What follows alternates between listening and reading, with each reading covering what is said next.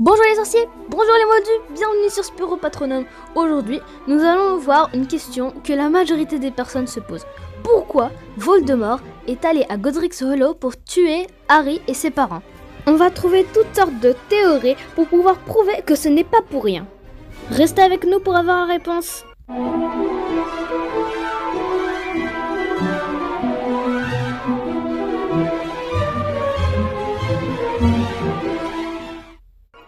On connaît tous l'histoire basique, Voldemort qui part à Godric's Hollow pour essayer de tuer Harry, mais les parents de Harry essayent de le protéger et donc Voldemort tue les parents de Harry, mais quand il veut tuer Harry, il ne peut pas et lui laisse une cicatrice sur le front et Voldemort est détruit à tout jamais.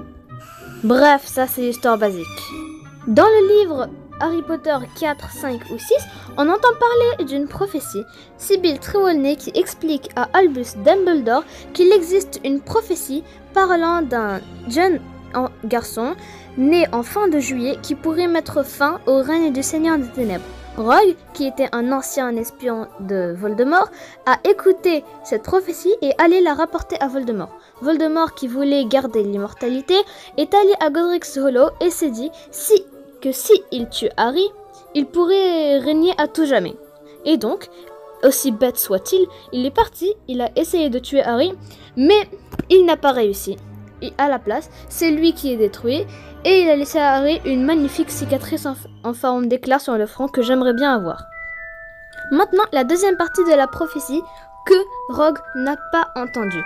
Il existe un deuxième garçon qui est aussi né en fin de juillet, qui peut lui aussi mettre fin au règne du Seigneur des Ténèbres. Ce garçon, qui est-il? Moi je sais, c'est Neville Londubat. Oui, Neville Londubat est le deuxième élu. Mais finalement, dans Harry Potter et les reliques de la mort partie 2, finalement, c'est les deux élus qui ont mis fin au règne du Seigneur des Ténèbres. Harry, qui était lui-même un Horcrux, s'est livré à la mort.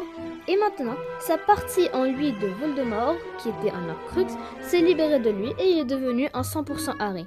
Maintenant, il a mis fin à un Horcrux de Voldemort. Neville Londubat, lui aussi, a mis fin à un Horcrux. Il a tué Nagini, le serpent de Voldemort, qui était lui aussi un Horcrux. Donc finalement, nous avons les deux élus, Harry Potter et Neville Londubat, qui ont mis enfin fin au règne du Seigneur des Ténèbres, Lord Voldemort.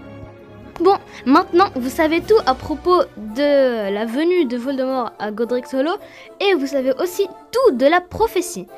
Merci d'avoir regardé. À plus!